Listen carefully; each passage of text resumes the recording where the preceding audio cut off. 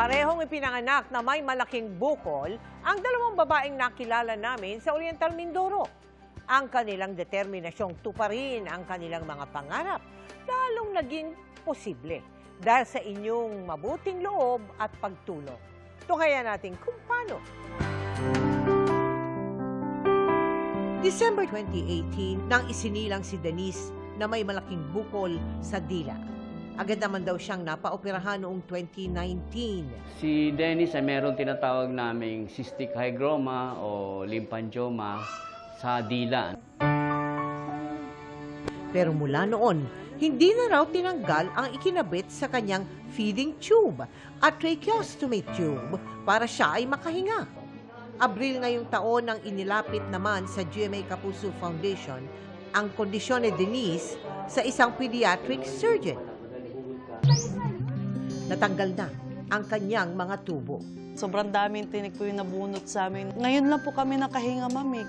Dahil matagal na nakakabit ang tubo kay Denise, naapektuhan na ang kanyang pananalita. Kailangan ho natin siyang habulin na makapagsalita. So, kailangan ho niya mag-undergo ng speech therapy. Pinapahirapan din ng kanyang bukol sa mukha ang 21 taong gulang na estudyanteng si Thea. Nakita ng isang donor ang pagsisikap ni Thea sa pag-aaral, kaya't naghandog siya ng computer set at printer. Ay, papadudot po. So, I'm so much thankful po. Naging malaking tulong po talaga ito para sa akin sa pag-aaral ko. Idinulog din natin siya sa espesyalista. Si Thea ay merong tinatawag naming lymphangioma or lymphahemangioma. Ito po ay kombinasyon ng yung mga abnormal na ugat at sa mga lymphatics. Kailangan ho talaga ng extensive na operation po na kinakailangan ng mga specialty surgeon katulad ng plastic sa reconstructive surgeons.